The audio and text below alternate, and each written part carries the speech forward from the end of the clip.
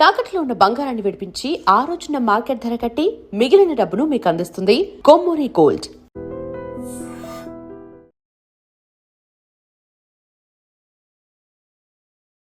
నమస్తే, welcome to iDream media. నేను మీ రొద్దం శ్రీనివాస్.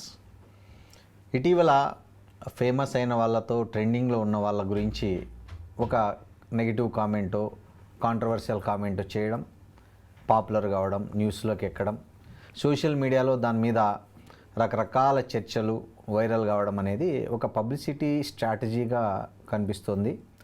అలా వచ్చిన వాటిలో ముఖ్యంగా తెలుగు సినిమా ఇండస్ట్రీకి సంబంధించి ఇటీవల కాలంలో ఒక కాంట్రవర్సీ బాగా వైరల్ అయింది. అల్లు అర్జున్కి సంబంధించి ఏదైతే ఒక కాంట్రవర్సీ వచ్చిందో, ఒక బ్రాండ్ స్ట్రాటజిస్ట్, అదేవిధంగా ఒక బ్రాండ్ మేనేజర్గా కూడా అంటారు ఆమెను, బారువా, కావేరీ బారువా అనే ఆమె ఒక పాడ్కాస్ట్ షోలో హిందీలో మాట్లాడుతూ అల్లు అర్జున్ను కలవడానికి చాలా రూల్స్ ఉంటాయని చెప్పడం జరిగింది. 42 డూస్ అండ్ డోంట్స్, అంటే అల్లు అర్జున్ను కలవాలంటే 42 ఏం చేయాలో ఏం చేయకూడదో ముందే లిస్ట్ ఇస్తారని ఆమె చేసిన కామెంటు చాలా వైరల్ అయింది ఇటీవల కాలంలో. దీని మీద అల్లు అర్జున్ టీంతో పాటు అల్లు అర్జున్ ఫ్యాన్స్ కూడా చాలా తీవ్రంగా స్పందించారు. అవసరమైతే పరువు నష్టం దావా వేస్తామని కూడా హెచ్చరించారు. ఈ నేపథ్యంలో ఆ లింకును వాళ్ళు యూట్యూబ్ నుంచి కూడా తొలగించడం జరిగింది. అసలు ఇట్లాంటి తెలిసి తెలియకుండా చేస్తారా, తెలిసి చేస్తారా, వైరల్ కావడానికి చేస్తారా, లేకపోతే వీటిలో నిజాలు ఉంటాయా, అసలు ఏంటి? ఒక తెలుగు సినిమానే కాదు, ఏ సినిమా రంగానికి సంబంధించి అయినా ఒక హీరోను కానీ ఒక స్టార్ను కానీ కలవడానికి ఎట్లాంటి నిబంధనలు ఉంటాయి, అసలు ఏంటి, దానికి సంబంధించి మాట్లాడదాం. సీనియర్ మోస్ట్ జర్నలిస్టు, అదేవిధంగా ప్రముఖ తెలుగు సినీ జర్నలిస్టు మన భరద్వాజ్ గారు మనతో ఉన్నారు. మాట్లాడదాం. నమస్తే భరద్వాజ్ గారు. నమస్తే అండి. ఏం సార్, ఎలా ఉన్నారు భరద్వాజ్ గారు? సార్, ఏంటి ఈ కాంట్రవర్సీ గురించి మీరు ఏమనుకుంటుంటారు? ఈ కావేరీ బారువా నిజానికి ఆవిడ వెళ్ళినటువంటి పాడ్కాస్ట్ ఛానల్ కూడా చాలా చిన్నది, 3,000-4,000 లోపల ఉన్న సబ్స్క్రైబర్స్ ఉన్న ఛానల్ అది. యాక్చువల్గా అయితే రైజ్ చేస్తున్నారు నెమ్మదిగా. అంటే ఆ ఛానల్ని రైజ్ చేయటం అనేది టార్గెట్ అయి ఉండొచ్చేమో బహుశా. రెండోది, ఇప్పుడు పరిస్థితి ఎలా తయారైందంటే, మనిషి అయి పుట్టాక గూగుల్లో కనీసం 4-5 పేజీలు లేకపోతే అలాగా అనే పరిస్థితి వచ్చేసింది. ఓకే. కాబట్టి సోషల్ మీడియాలో ఒక ఇమేజ్ బిల్డింగ్ ప్రోగ్రామ్ ఒకటి జరిగిపోతుంది. దానిలో భాగంగానే కొంచెం తను వైరల్ కావాలి. వైరల్ అనేటువంటి ఒక జాడ్యం, అవును, వైరస్ ప్రస్తుతం అదొక వైరసే.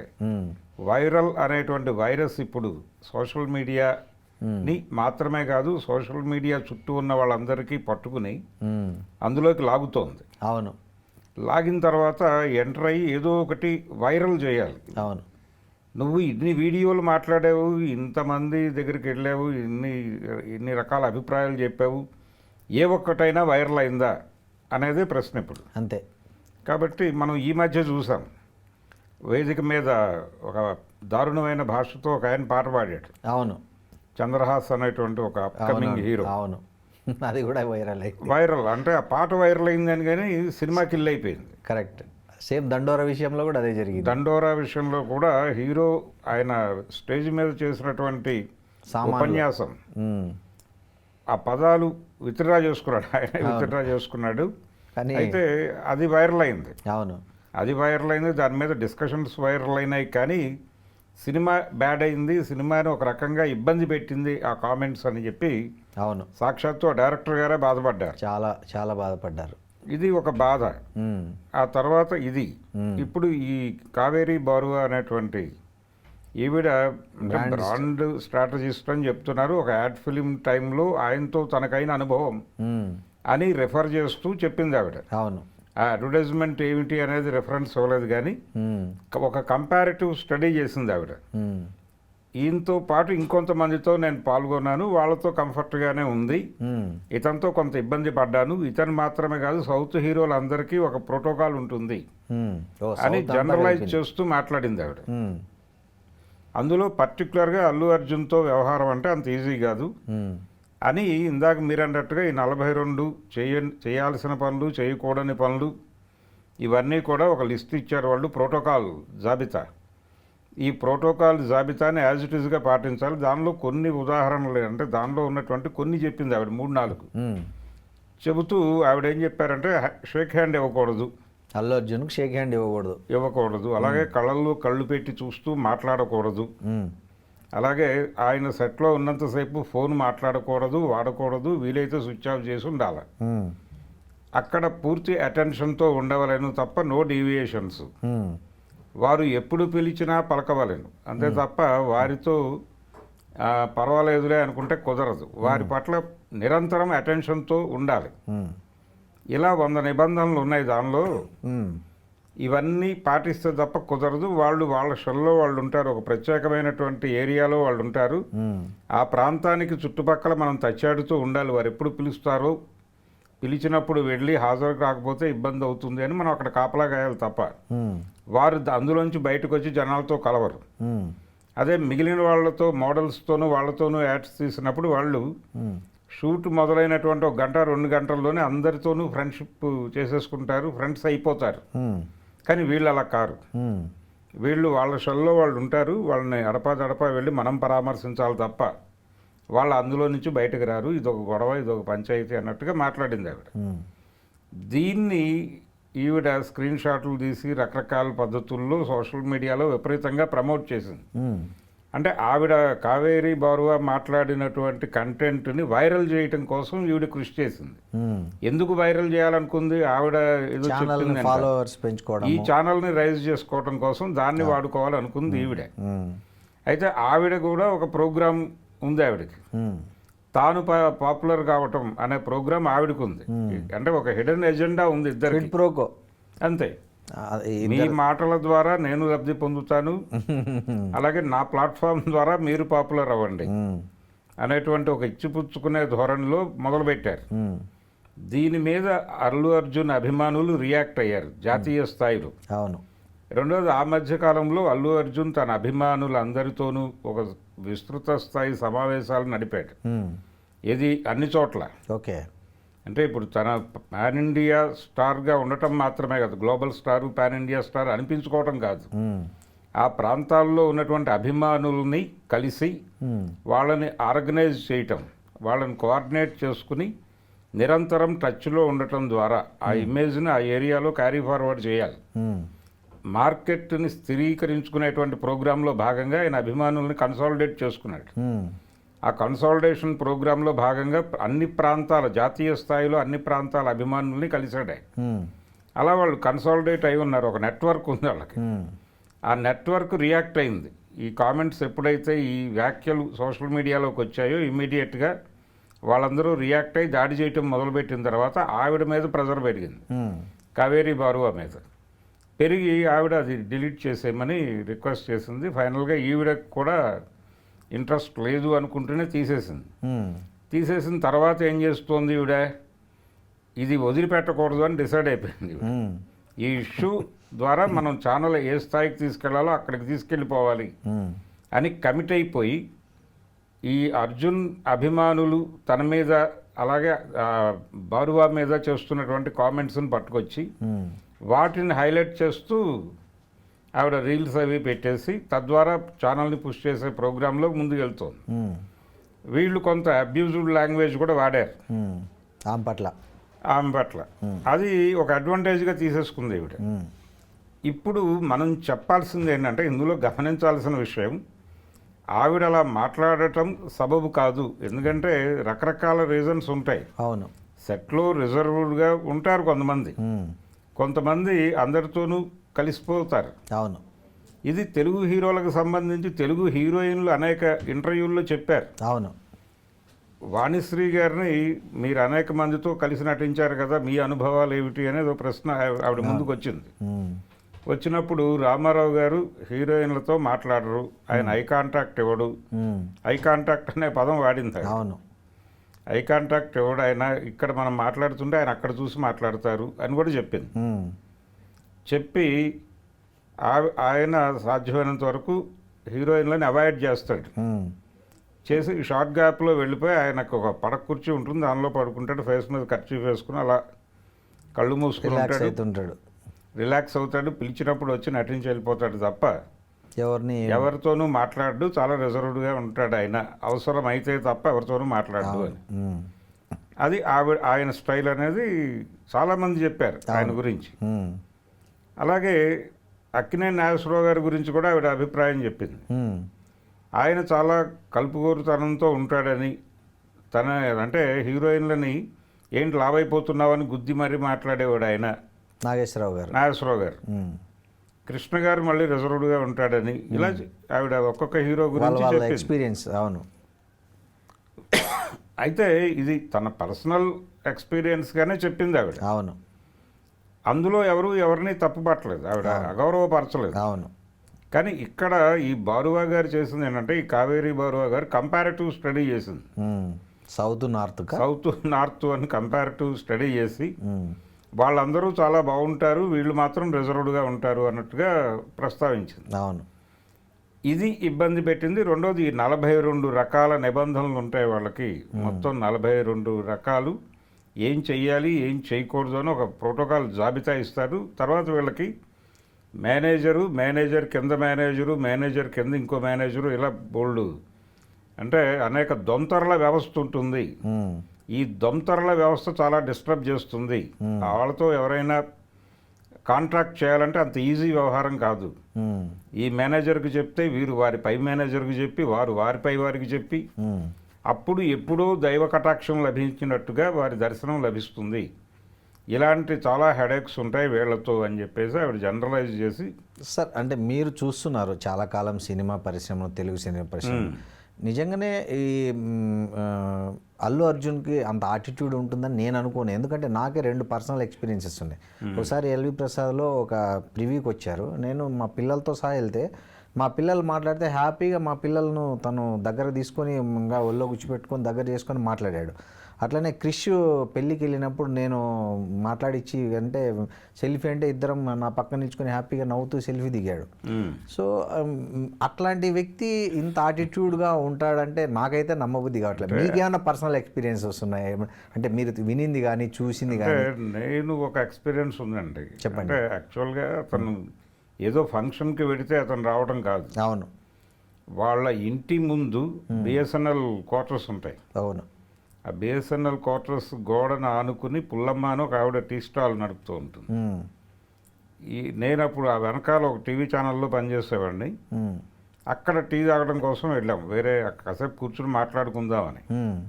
అంటే మామూలు టీ స్టాల్ అది? కొంచెం లేదండి, చాలా నార్మల్ ఆవిడ పుల్లమ్మ అని ఆవిడ అక్కడ టీ పెట్టుకుంటుంది. ఓకే. చాలా మంది ఆ ఏరియాలో ఉన్న కాఫీ డే లాంటిది కాదు, పోషుది కాదు, చాలా మామూలుది. మామూలు ఓ చిన్న పొయ్యి పెట్టుకుని టీ కాస్తూ ఉంటుంది, 10 రూపాయల టీ అంతే, నార్మల్ టీ. అవును. అలా అక్కడికి వెళ్ళి కాసేపు కూర్చోవచ్చు. అక్కడ ఒక చిన్న బల్ల ఉంటుంది, ఆ బల్ల మీద కూర్చొని మాట్లాడుకుందామని వెళ్ళాము. అక్కడికి వెళ్ళి ఆవిడతో టీ తీసుకున్నాం. మాట్లాడుతుండగా వీళ్ళ ఇంటి గేటుకి ఆపోజిట్లోనే ఉంటుంది ఈ టీ, పుల్లమ్మ టీ. ఏది అల్లు అరవింద్ గారి ఇంటి ఎదురుకుండానే. సడన్గా ఇతను ఒక చిన్న షార్ట్ వేసుకుని, టీ షర్ట్ వేసుకుని వాళ్ళ గేట్లోంచి వచ్చేసాడు. అంటే ఎప్పుడండి, ఎన్ని రోజుల క్రితం ఇది మీకు జరిగింది? పుష్ప రిలీజ్ అయిపోయింది. ఓ, ఆఫ్టర్ పుష్ప. సో అంత సూపర్ హిట్ అయిన సినిమా తర్వాత కూడా రిలీజ్ కాలేదు. పుష్ప 1. పుష్ప 1కి 2కి మధ్యలో గ్యాప్లో జరిగినటువంటి ఇన్సిడెంట్ అది. ఆయన ఇలా వచ్చేసాడు రోడ్డు దాటి పరిగెత్తుకుంటూ వచ్చి ఆవిడని పలకరించాడు. ఏంటి పరిస్థితి, అలా ఉన్నావు అన్నాడు. ఆవిడ అప్పటికే ఉబ్బి తబ్బిబ్బి అయిపోతుంది. సో ఆమెను అంటే ఏమైనా పేరు పెట్టి పలకరించాడా? పేరు పెట్టే పలకరించి నాకు టీ ఇవ్వు అన్నాడు. ఓకే. ఈవిడ హడావిడిగా టీ ఇచ్చింది. టీ తాగుతూ ఆ పక్క బల్ల మీద కూర్చున్న వాళ్ళని పలకరించాడు. మమ్మల్ని అడిగాడు, మేము ఆ వెనకాల టీవీ ఛానల్లో పనిచేస్తామండి అన్నాం. మా ఛానల్ ఆఫీస్లోనే అప్స్టైర్లో వాళ్ళ ఫాదర్కి సంబంధించిన ఒక ఆఫీస్ ఉంది. ఆహా ఆఫీస్ ఉంది కదా అన్నాడు ఆయన. అవునండి ఉంది, ఆయన వస్తుంటారు మీ ఫాదర్ అక్కడికి. అలా ఒక 5-10 నిమిషాలు మాట్లాడాడు మాతో. ఈ లోపల నుంచి ఎవరో పిలిచారు. ఈ టీ తాగుతూనే అటు రోడ్ క్రాస్ చేసి వెళ్ళిపోతూ డబ్బులు సెక్యూరిటీ బయట ఉంటాడు, అతని దగ్గర కలెక్ట్ చేసుకో అని చెప్పి వీడికి చెప్పి లోపలికి వెళ్ళిపోయాడు. అంతే తప్ప ఎక్కడా నేను హీరోని అహంభావం ప్రదర్శించడం, అదేమీ కనిపించలేదు. యాటిట్యూడ్ చూపించడం అట్లేం లేదు. ఏం లేదు, నార్మల్గా చాలా అవును. మామూలుగానే మాట్లాడాడు. ఉమ్. కాబట్టి అది నా ఎక్స్పీరియన్స్ ఆయనతో. అప్పుడు నేను అనుకున్నాను ఇదేంటి చాలా నార్మల్గా ఉన్నాడు అని. ఉమ్.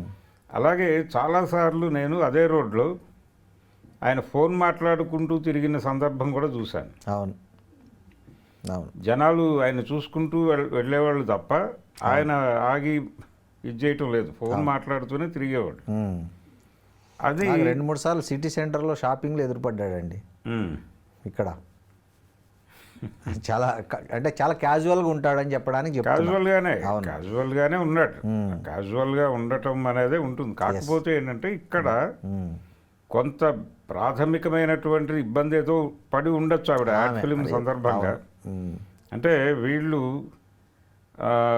సెట్లో ఉన్నప్పుడు కొన్ని ప్రికాషన్స్ తీసుకుంటారు. అవును. ఎందుకంటే ఆ సెట్లో వాళ్ళ పిక్చర్స్ లీక్ కావడము, dialogues what ever it something అంటే ఉంటాయి కదా. సినిమా కాదండి, అది అడ్వర్టైజ్మెంట్కి సంబంధించిన గొడవ. ఏదో బ్రాండ్ ఆవిడ ప్రోగ్రామే బ్రాండ్ క్రియేషన్ కాబట్టి ఓకే. ఆవిడ ఏదో ఒక అడ్వర్టైజ్మెంట్ షూట్కి సంబంధించి అక్కడ ఉంది ఆవిడ. ఉమ్. ఆ సందర్భంగా వాళ్ళిద్దరు ఆవిడ ఆయనతో ఫేస్ చేసిన ఇబ్బందులు అనే పద్ధతిలో చెప్పింది. అవును. అయితే కొన్ని రూల్స్ చెప్పుండొచ్చు. మనం ఇందాక మాట్లాడుకున్నాం, ఉమ్. రామారావు గారు రిజర్వ్డ్గా ఉంటాడు, నాగేశ్వరరావు గారు కలుపుగోలుగా ఉంటారు అని. అలాంటి ధోరణిలోనే ఈయన కొంత రిజర్వ్డ్గా ఉండి ఉండొచ్చు. ఆ వాతావరణం కొత్త అయి ఉండొచ్చు, తన పరిచయస్తులు తక్కువ మంది ఉండి ఉండొచ్చు. అవును. అందుకని తన దగ్గరికి వచ్చిన వాళ్ళతో మాట్లాడదాము అనే ధోరణిలో ఉండి ఉండొచ్చు. ఉమ్. అందుకని అలా ఉన్నదాన్ని ఆవిడ ఇంకో పద్ధతిలో కంపారిటివ్ స్టడీలోకి వెళ్ళింది. అవును. వెళ్ళిపోయి బలానా వాళ్ళు ఇలా ఉంటారు, ఇతను అలా లేడు అవును. అన్నప్పుడు ఖచ్చితంగా వేలు చూపించి చెప్పినట్టుగానే ఉంటుంది అది. అవును. అంటే నెపం వేసింది అతని మీద. ఆ నెపం వేయటం మీద వాళ్ళు రియాక్ట్ అయ్యారు. అవును. ఆ రియాక్ట్ అయిన పద్ధతి కొంచెం వైలెంట్గానే ఉంది. ఉమ్. అంటే ఈవిడది తప్పే, అవును. ఈవిడ అలా మాట్లాడకుండా ఉండాల్సింది. ఉమ్. కానీ ఈవిడ ఏ కారణం చేతో అతను అలా ఉన్నాడు. ఇప్పుడు వాణిశ్రీ గారు చెప్పినట్టు చెప్తే ఆవిడ పట్టించుకునేవాడు కాదు. అవును. కరెక్ట్. కానీ ఈవిడ అది కంప్లైంట్ లాగా చెప్పింది. ఉమ్. కంప్లైంట్ లాగా చెప్పడంతో ఇష్యూగా మారింది అది. ఉమ్. ఇప్పుడు ఆ ఇంటర్వ్యూలో ఆవిడ మాట్లాడిన మాటని ఈవిడ కట్ చేసి రకరకాల ప్రసార మాధ్యమాల్లోకి పుష్ చేసింది. ఉమ్. దీన్ని చూసి చాలామంది వెబ్సైట్ల వాళ్ళు స్టోరీలు అల్లేశారు అవును. దీన్ని లీడ్ తీసుకుని. అవును. ఇది డిస్టర్బ్ చేసింది అభిమానుల్ని. అవును. వాళ్ళు కొంచెం హయ్యర్, కొంచెం ఇబ్బందికరమైనటువంటి భాషలోకి వెళ్ళారు. ఉమ్. ఆ ఇబ్బందికరమైనటువంటి భాషలోకి వెళ్ళటం అనే దాన్ని కూడా ఆవిడ అడ్వాంటేజ్గా మార్చేసుకుంది. ఉమ్. కానీ అది వాళ్ళ తప్పు. ఉమ్. ఇప్పుడు ఈవిడ ఇలా మాట్లాడటము తప్పే, ఉమ్. వాళ్ళు ఆ లాంగ్వేజ్లో రియాక్ట్ అవ్వటం కూడా తప్పే. ఉమ్. ఇప్పుడు తమ హీరోకి ఇబ్బంది కలిగించింది ఆవిడ, గౌరవప్రదంగానే తిట్టండి, ఉమ్. గౌరవప్రదంగా విమర్శించండి. ఇదా పద్ధతి, ఆయన ఇలా ఉంటాడు, మాతో ఇలా బిహేవ్ చేస్తాడు, మాతో సమావేశాలు నడిపాడు, ఆయన అవును. మమ్మల్ని కూర్చోబెట్టి మాట్లాడాడు, అవును. ఇవన్నీ మాట్లాడండి మీరు. ఫ్యాన్స్కి బాగా ప్రియారిటీ ఇచ్చేది అల్లు అర్జున్. బాగా అతను నా అభిమానులు కాదు, నా సైన్యం అని చెప్పుకునేవాడు, నా ఆర్మీ అనేవాడు. అవును.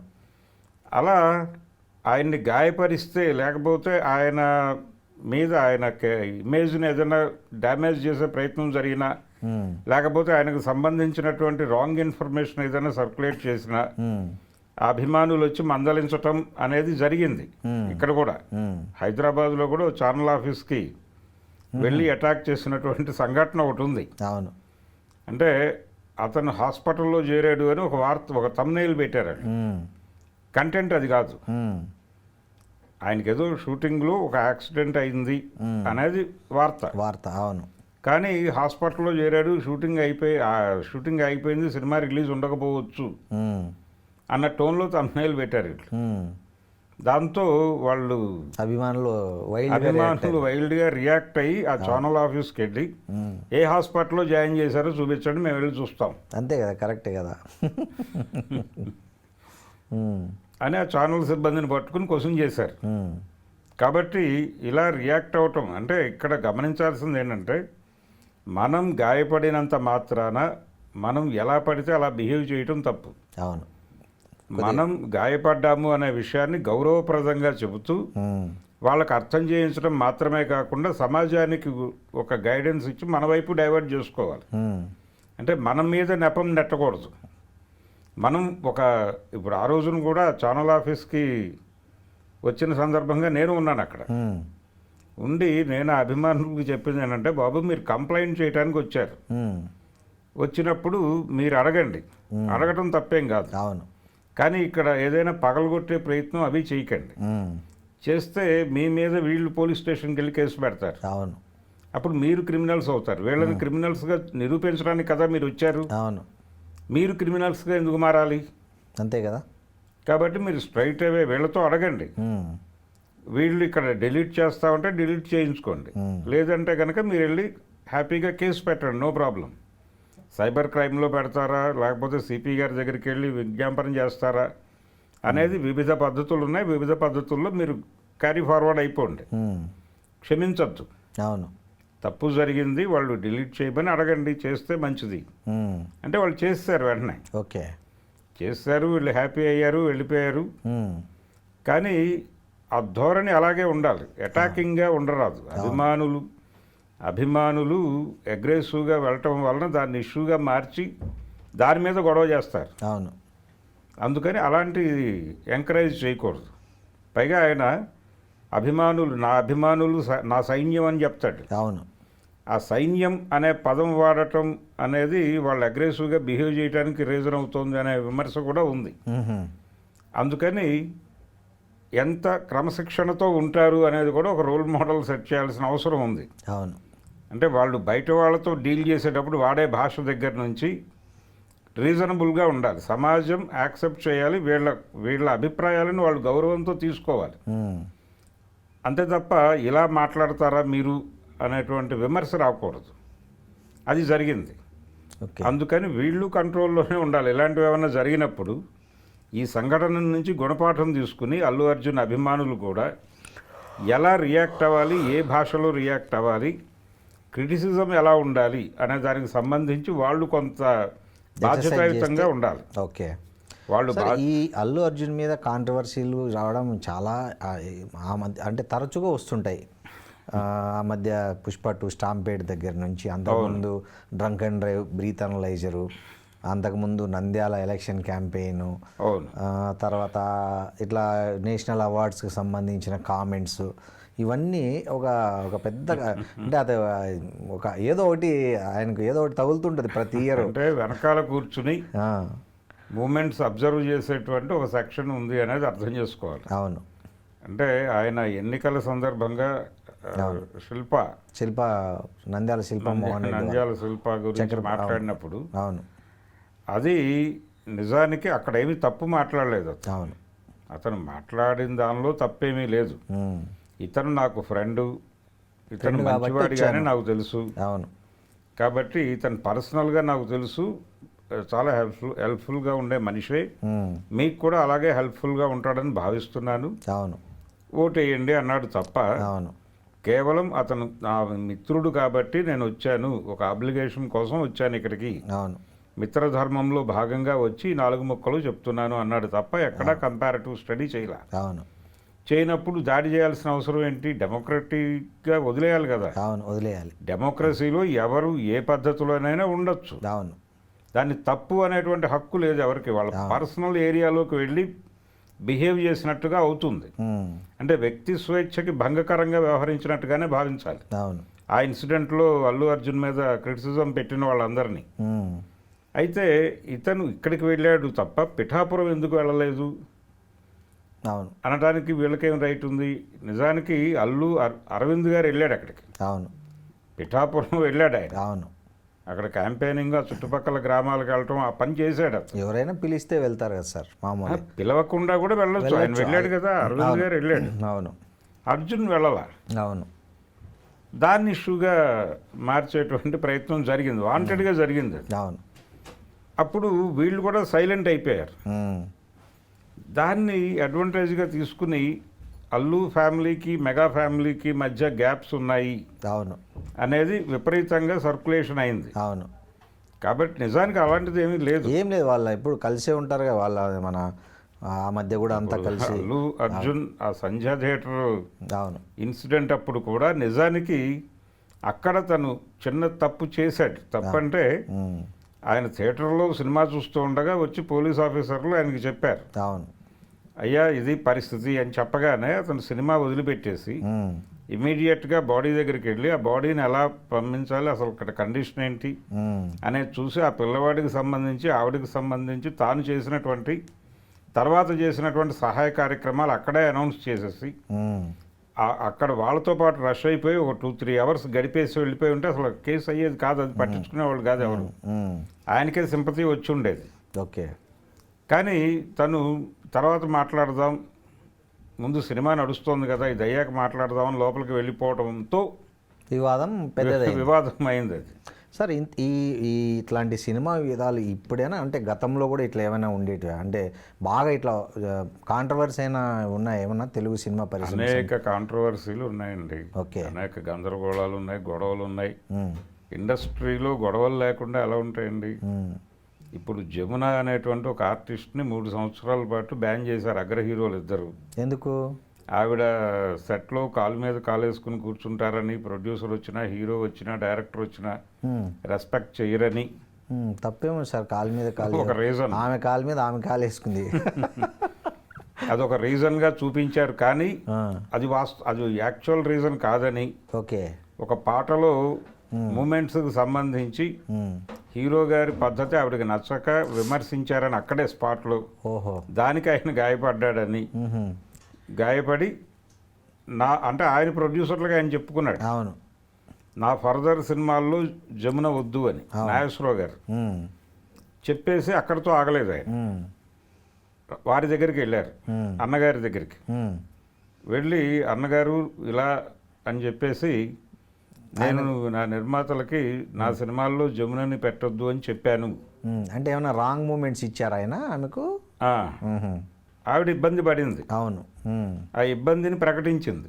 ఆ ప్రకటించడంతో ఆయన గాయపడ్డాడు. ఉమ్, గాయపడి తన నిర్మాతలకి నా తర్వాత సినిమాల్లో నో జమున అన్నాడు. ఉమ్, అని అక్కడితో వదిలిపెట్టకుండా ఆయన దగ్గరికి వెళ్ళాడు, ఉమ్, రామారావు గారు. రామారావు గారి దగ్గరికి వెళ్ళి అన్నగారు నేను ఇలా చెప్పాను నా నిర్మాతలకి, ఎందుకు అన్నాడు ఆయన. ఉమ్, అంటే అక్కడ ఈ వెర్షన్ చెప్పాడు, ఏది ఆవిడ కాలు మీద కాలు వేసుకుని కూర్చుంటారు, ఇసలు అసలైన చెప్పలే. ప్రొడ్యూసర్ వచ్చినా డైరెక్టర్ వచ్చినా హీరో వచ్చినా ఎవరిని రెస్పెక్ట్ చేయరు, ఆవిడ ఉమ్, ఇండస్ట్రీకి సంబంధించిన ప్రోటోకాల్స్ ఏవి పట్టించుకోదు అని. ఆవిడ ధోరణిలో ఆవిడ ఉంటుంది. కాబట్టి ఉమ్, మనం కొంచెం క్రమశిక్షణ నేర్పాల్సిన బాధ్యతల్లో ఉన్నాం కాబట్టి ఉమ్, నేను అలా చేశాను, మీరు కూడా ఇదే నిర్ణయం చెప్తే బాగుంటుంది ఓ చాలా పర్సనల్గా తీసుకున్నాడు అయితే.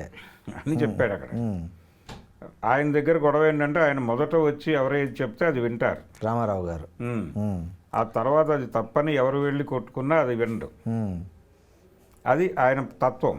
ఓకే. సో ఆయన కూడా వద్దనుకున్నారా? ఆయన కూడా వారి నిర్మాతలకు చెప్పేశాడు. మళ్ళీ ఇది ఎట్లా క్లోజ్ అయిందండి? అంటే ఆయన చైన్ పెద్దది. ఉమ్, ఎందుకు నాగేశ్వరరావు గారు వెళ్ళి అక్కడ చెప్పాడంటే ఉమ్, ఈయనవి సంవత్సరానికి 4 రిలీజులు ఉంటే ఆయన 8-9 రిలీజులు ఉండేవి. అవును. అందుకని అక్కడ చెప్తే సీరియస్గా అటాక్ అవుతుంది అనేసి వెళ్ళి అక్కడ చెప్పాడు. ఎలా సద్దుమణిగింది ఈ గొడవ? ఇది గుండమ్మ కథ టైంలో సద్దుమణిగింది. ఓ. గుండమ్మ కథకి ఉమ్, విజయ వాళ్ళు డిసైడ్ చేసుకున్నారు. స్క్రిప్ట్ రాసుకుంటున్నప్పుడే ఉమ్, జమున నాగేశ్వరరావు ఒక పేరని, సావిత్రి రామారావు ఒక పేరని వాళ్ళు రాసేసుకున్నారు. ఉమ్, ఈ మేరకు రాసేసుకున్నాం, మీరే చేయాల్సి ఉంటుందని పిలిచి చెప్పారు వాళ్ళు. ఉమ్, చెప్పిన తర్వాత రామారావు గారు చెప్పాడు, అది జమునతో యాక్ట్ చేయట్లేదు కదా, ఉమ్, ఎందుకు చేయట్లేదు అంటే ఇలా నాగేశ్వరరావు వచ్చి నా దగ్గర ఇలా చెప్పాడు, ఉమ్, నేను కూడా నా ప్రొడ్యూసర్లకు చెప్పేశాను. ఉమ్, అసలు మీరెవరు డిసైడ్ చేయడానికి ఒక హీరోయిన్ గురించి, అంతే కదా. ఉమ్, అంటే ఆ స్థాయికి వచ్చేసారా మీరు ఉమ్, అని విజయ వాళ్ళు. విజయవాళ్ళు పంచాయతీ పెట్టి ఆవిడ ఫాదర్ని వాళ్ళని ఉమ్, అందరినీ పిలిచి కూర్చోబెట్టి కేవీ రెడ్డి గారు చక్రపాణి గారు సెటిల్మెంట్ చేసి, ఉమ్, ఇవన్నీ సంబంధం లేదు, మీరు సినిమాలో యాక్ట్ చేస్తున్నారు కలిసి ఉమ్, అంటే రామారావు గారు అయితే జమునతో యాక్ట్ చేయొచ్చా అన్నాడట అక్కడ. అదేంటి అసలు నటించను అనటమే తప్పు అని కదా మేము చెప్తోంది అని. ఉమ్, అప్పుడు ఆయన గులేబక్క వాళ్ళ కథ స్క్రిప్ట్ వర్క్ జరుగుతోంది వాళ్ళ బ్యానర్లో ఎన్ఏటీలో. ఉమ్, అయితే గులేబక్క వాళ్ళ కథలో నేను జముననే అనుకున్నాను కానీ ఈ నిబంధన ఉంది కదా అని వద్దనుకున్నాను ఉహుం, అని ఆయన అడ్వాన్స్ ఇచ్చేసాడు వెంటనే. ఓకే. ఇచ్చేసి ఆ సినిమాలో కమిట్మెంట్ తీసుకున్నాడు. ఉమ్, తీసుకున్న తర్వాత దీనికంటే అదే ముందు రిలీజ్ అయింది. గులేబకావళి కథ. అదే ముందు రిలీజ్ అయింది. కారణం ఏంటంటే ఇక్కడ డిలే అయింది. ఇది మల్టీ స్టారర్ అవటము, వీళ్ళ డేట్స్ అవి క్లాష్ అయ్యి ఇది డిలే అయింది. అది సోలో హీరో సినిమా కాబట్టి అది తొందరగా రిలీజ్ చేశాడు ఆయన. అది పెద్ద హిట్. అలాంటి సంఘటనలు జరిగినాయి ఇండస్ట్రీలో. ఓకే. అంటే హీరోలకి మధ్య గ్యాప్స్, కృష్ణ గారికి రామారావు గారికి మధ్య గ్యాప్ నడిచింది కొంతకాలం. అంటే ఆయన రాజకీయాల్లో, అంటే సినిమా ఇండస్ట్రీలో ఉండగా కూడా ఘర్షణ ఉంది. ఆయన రాజకీయాల్లోకి వెళ్ళిపోయాక ఆయన మీద సినిమాలు తీశాడు కదా ఈయన. అవును. అంటే ఎందుకు వచ్చిందండి బేసిక్గా కృష్ణ గారికి రామారావు గారికి? ఆయన రామారావు గారికి వ్యతిరేకం కాదు, రామారావు గారి అభిమానే కృష్ణ. అవును. రామారావు ఫ్యాన్గానే వచ్చాడు ఆయన ఇండస్ట్రీకి. ఆయనతో సినిమా తీయాలనే కోరికతో కదా దేవుడు చేసిన మనుషులు సినిమా తీసింది. అవును. తనకి ఏ ప్రాబ్లం వచ్చినా రామారావు గారి దగ్గరికి వెళ్ళి సలహా అడగటం ఆయనకు అలవాటు. ఇదే ధోరణిలో ఆయన 12 కాపురం సినిమా అప్పుడు ఆయన భాగస్వామిగా చేరమని అడిగాడు ప్రభాకర్ రెడ్డి గారు. ఓకే. అడిగితే రామారావు గారు చేరమంటే చేరతాను అని చెప్పి ఆయనకి స్క్రిప్ట్ చెప్పి, ఏం పర్లేదు ఈ స్క్రిప్ట్ వర్కౌట్ అవుతుంది, ఇది ఆడుతుంది అని ఆయన ధైర్యం చెప్పాక ఈయన డబ్బులు పెట్టాడు కృష్ణ గారు. ఆయన ఆ శతదినోత్సవ వేడుకకి ఆయన్నే చీఫ్ గెస్ట్గా పిలిచి రామారావు గారిని ఆ వేదిక మీద ఆయన డేట్స్ ఇస్తే మా బ్యానర్లో సినిమా తీస్తాను అని చెప్పి దేవుడు చేసిన మనుషులకి కమిట్మెంట్ అక్కడ తీసుకున్నారు. ఓకే. ఇలాంటి ఒక ధోరణి ఉంటూ ఉండగానే ఆయనకి ఇష్టం లేని కథ అల్లూరి సీతారామరాజు తీయద్దు అన్నాడు ఆయన. రామారావు అంటే మీరు తీస్తే మేము తీయమన్నాడు ఆయన. నేను తీయను, మీరు తీయద్దు అన్నాడు. ఎందుకు వద్దని ఉండొచ్చు అప్పుడు రామారావు గారు? అంటే మహారథి గారు ఏం రాస్తాడో ఆయనకు తెలుసు ముందే.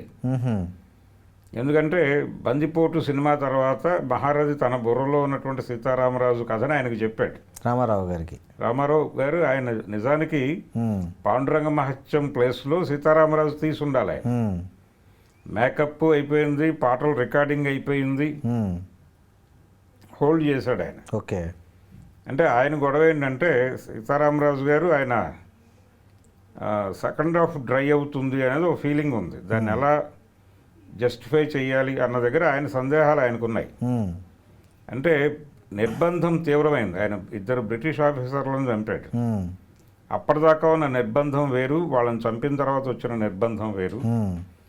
ఆ నిర్బంధం తట్టుకోలేక జనాలు ఆయన్ని వెళ్ళిపోమన్నారు అక్కడి నుంచి. ఆయన సరెండర్ అయిపోదాం అనుకున్నాడు. ఆయన సరెండర్ అయిపోదాం అనుకున్నప్పుడు ఆయన ఒక ఫ్రెండ్ ఇంట్లో ఉండగా నిరాయుధాన్ని పట్టుకొచ్చి కాల్చి చంపాడు మేజర్ గూడాలు. దీన్ని ఎలా తెర మీద జస్టిఫై చేయాలి అనేది ఆయన బుర్రలో ఒక ప్రశ్న ఉంది. రామారావు గారికి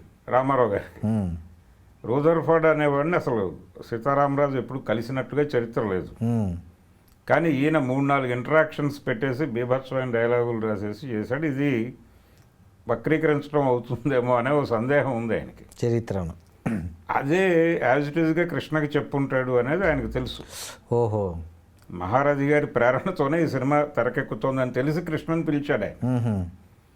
పిలిచి వద్దు చేయకండి అది అన్నాడు. అంటే లేదు, మీరు కనుక మొదలు పెడితే మేము ఆపేస్తాం అన్నాడు ఆయన హంబుల్గానే. నేను చేయను, మీరు చేయొద్దు అన్నాడు. అది ఇబ్బంది అయింది. తను మొదలుపెట్టాడు, ఈయన మాట్లాడటం మానేశాడు. ఆ తర్వాత ఎప్పుడు ఇంకెవరో నిర్మాత వచ్చి మీరు చేస్తే తీస్తాము అన్నప్పుడు ఆ సినిమా చూశాడు ఆయన. కృష్ణని పిలిచి నీ సినిమా చూడాలనుకుంటున్నాను అంటే ఆయన స్క్రీనింగ్ ఏర్పాటు చేశాడు. తను పక్కన కూర్చుని సినిమా చూపించాడు. చూసి ఇంతకంటే చేయగలిగింది ఏం లేదు, ఆ సినిమా చేయొద్దు అని చెప్పి ఆ ప్రొడ్యూసర్ని పంపించేశాడు ఆయన. ఓకే. అది ఉండేది. అలాగే కురుక్షేత్రం సినిమా కూడా చెయ్యొద్దు అని చెప్పాడు ఆయన. చెయ్యొద్దు అని చెప్తే అప్పటికే మేము 10 లక్షలు ఖర్చు పెట్టేసి ఉన్నాం కాబట్టి ఇప్పుడు ఆగటం కుదరదు అని తీశారు.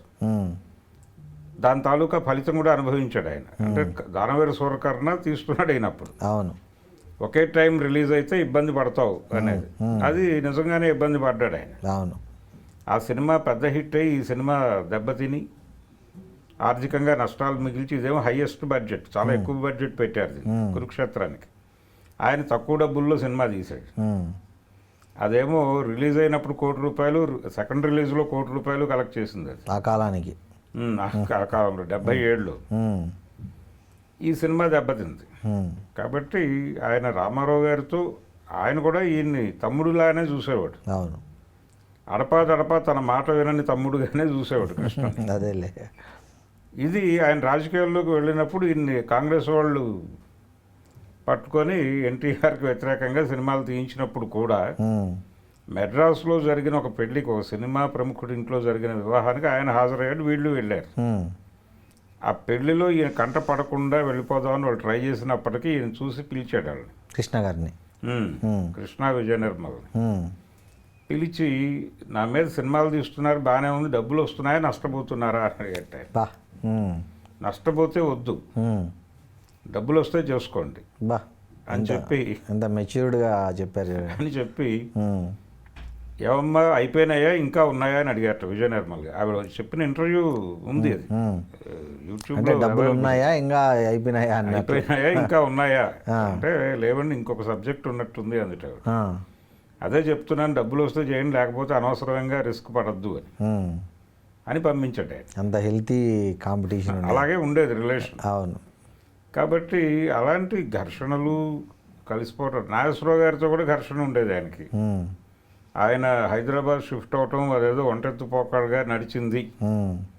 ఒక హీరో షిఫ్ట్ అయితే ఇండస్ట్రీ మారిపోతుందా అన్న ధోరణిలో ఆయన వ్యతిరేకించడం మాత్రమే కాదు, ఆంధ్రపత్రికలో 3-4 వ్యాసాలు రాశాడు రామారావు గారు. ఓకే. ఆయన ఓపెన్గానే ఉండేవాడు అసలు. అలా ఎవరి ధోరణి వాళ్ళదే. ప్రతి ఆర్టిస్ట్కి ఒక స్టైల్ ఉంటుంది. అవును. ఓ పర్సనల్ వాళ్ళు ఎలా ఉండాలన్నది వాళ్ళు ఒక డిజైన్ చేసుకుంటారు. అలా అల్లు అర్జున్ తన సెట్ మీద ఎలా ఉండాలి అనేది తనకు ఒక డిజైనింగ్ ఉంటుంది. ఆ డిజైన్ తప్పు అంటే తప్పు. అవును. వాళ్ళు చెప్పే చేస్తున్నారు. ఇప్పుడు ఆవిడ చెప్పిన ప్రకారమే అవును, ఆయనతో ఇలా ఉండవలేను అని చెప్పడం తప్పేం కాదు కదా. తప్పేం కాదు. వెళ్ళండి. అందులో అంటే ఈ షేక్ హ్యాండ్ ఇవ్వద్దు అనేది ఒకటి ఉంది. కరోనా తర్వాత అది కొంచెం బాగా కాన్షియస్ అయ్యారు. అది కాన్షియస్ అనుకోండి. అయినప్పటికీ అంటే ప్రతి వాళ్ళకి అలా ఇచ్చుకుంటూ పోతే టైం తినేస్తుంది. అక్కడ ఇన్ టైంలో పూర్తి చేసుకుని అతనికి ఇంకేదో కమిట్మెంట్ షెడ్యూల్ ఉంటుంది. అవును. అందుకని ఆ రోజు కంప్లీట్ కావాలంటే కొన్ని పద్ధతులు పాటించి తీరక తప్పని పరిస్థితి ఉంటుంది. అవును. అందుకని ఆ నిబంధనలు రాసుకుని ఉండొచ్చు. దాన్ని మీరు పబ్లిక్ డొమైన్లో పెట్టి విమర్శించే రైట్ ఎక్కడది సార్? నిజంగా అంటే అల్లు అర్జున్ కాకుండా తెలుగు సినిమా పరిశ్రమలో సౌత్ ఇండియా నిజంగా ఎవరికైనా అట్లా ప్రోటోకాల్స్ ఉంటాయా కలవడానికి? ప్రోటోకాల్స్ అంటే ఇప్పుడు చాలామందికి జనరల్గా అభిమానులు వస్తే వెళ్ళి కలుస్తారు. అవును, కలుస్తారు, మాట్లాడతారు. చిరంజీవి గారు ఆయనకు కూడా ప్రోటోకాల్ ఉంటుందని చెప్తారు, కానీ చాలా సందర్భాల్లో ఆయన పిలిచి మాట్లాడతాడు. అవును. ఆయన్ని చూడకుండానో ఆయన వస్తున్నాడని తెలియకో ఆ ప్రాంతంలో ఉన్న వాళ్ళని ఆయన గమనిస్తే అవును పేరు పెట్టి పిలిచి ఏమిటి పరిస్థితి, అలా ఉన్నావు అని పలకరించిన సందర్భాలు నాకు తెలుసు. అవునవునవును. ఆ మధ్య కూడా మొన్న ఎవరు ఆయనలాగా డ్యాన్సులు చేస్తున్న యూట్యూబ్లో గతను అన్నపూర్ణ ఎక్కడో స్టూడియోకి వస్తే దగ్గరకు పిలిపించుకొని అడిగి మరీ ఆ డ్యాన్స్ వేయించుకున్నారంట. ఆయన వేయించుకొని ఆయనతో మళ్ళీ ఫోటో ఈ ఫోటో అని ఆయనే చేసి ఫోటో దిగారంట. అవును, చిరంజీవి గారు. అంతే. అవును, అంతా ధోరణి ఉంటుంది. అయితే సెట్లో ఉన్నప్పుడు ఆ హడావిడిలో ఉన్నప్పుడు కొన్ని పద్ధతులు ఉంటాయి. వాటిని ఎవరైనా బ్రేక్ చేస్తే కొంత వైలెంట్గా రియాక్ట్ అవుతారు కూడా. అవును. అది పనికి సంబంధించిన గొడవ. అవును, అది వ్యక్తిత్వానికి సంబంధించింది కాదు. వ్యక్తిత్వానికి ఆపాదించడం తప్పు. అవును. ఆపాదించి మాట్లాడింది ఆవిడ. అంటే పైగా అల్లు అర్జున్కి ఒక్కడికే రెస్ట్రిక్ట్ చేయలేదు దాన్ని. అవును, సౌత్ హీరోలు అందరికీ సౌత్ నార్త్ తెచ్చింది ఆమె, స్ప్లిట్ తీసుకొచ్చింది. అవును, అది తప్పు. అవును. అందుకని ఆవిడ అలా మాట్లాడటం అన్ని విధాలా తప్పే. అవును. కావేరీ బారువా అనేటువంటి ఆవిడ అలా మాట్లాడటం నిస్సందేహంగా తప్పే. అంటే ఆవిడ సౌత్ ఇండియాని బ్రాండ్ చేసేటువంటి ప్రయత్నం చేయడం తప్పు. అవును. అది ఆ తప్పుని మీద క్రిటిసిజం పెట్టేటప్పుడు గౌరవప్రదంగానే పెట్టాలి. అవును, పార్లమెంటరీ లాంగ్వేజ్. అంతే. అంటే ఇప్పుడు ఆ పార్లమెంటరీ అని వాడటం కూడా ఇబ్బందికరంగా తయారైంది. పార్లమెంట్లోనే అన్పార్లమెంటరీ వర్డ్స్ వస్తున్నాయి కాబట్టి కరెక్ట్. పార్లమెంటరీ లాంగ్వేజ్ అనేది వాడద్దు ఇప్పుడు, సెట్ కాదు ఇప్పుడు. కరెక్ట్. వారు బూతులు మాట్లాడకుండా ఉంటే బాగుండేది అంతే అని మాత్రమే అభిమానులకు చెప్పగలం. అంతే. వాళ్ళ ఆగ్రహం సత్యమే. అవును, వాళ్ళ ఆగ్రహం ధర్మమే. ఓకే. కానీ దాన్ని వ్యక్తం చేసినటువంటి పద్ధతి అలా అంత వైలెంట్గా ఉండక్కర్లేదు. ఓకే, సీన్ మీ వైపే ఉంది, కరెక్ట్, మీ వైపే నిలబెట్టుకోవాలి. అవును అంతే తప్ప మీకు వ్యతిరేకంగా మాట్లాడే పరిస్థితి తెచ్చుకోకూడదు. అవును మీ బిహేవియర్ ద్వారా, మీ లాంగ్వేజ్ ద్వారా అవును అది అభిమానుల్ని కొంచెం గైడ్ చేసుకోవాలి. అయితే ఆయన కాంక్రీట్గా కొంచెం కన్స్ట్రక్టివ్గా వెళ్తున్నాడు. అవును తన కెరియరు, తన మార్కెట్టు, వీటన్నిటిని కూడా చాలా పద్ధతిగా డిజైన్ చేసుకుంటూ వెళుతున్నాడు. కాబట్టే ఈ సలహా ఆయనకి ఇంకా మంచి ఉపయోగపడుతుంది, ఫ్యాన్స్కి కూడా ఈ తరహా ఉపయోగపడుతుంది. అవును. మిగిలిన వాళ్ళు కొంచెం బోల్డ్గానే ఉన్నారు, ఇంత కన్స్ట్రక్టివ్గా లేరు. లేరు అవును. కాబట్టి అర్జున్ కొంచెం ఈ కేర్ కూడా తీసుకుంటే బాగుంటుంది. Thank you sir, thank you very much. Thank you అండి.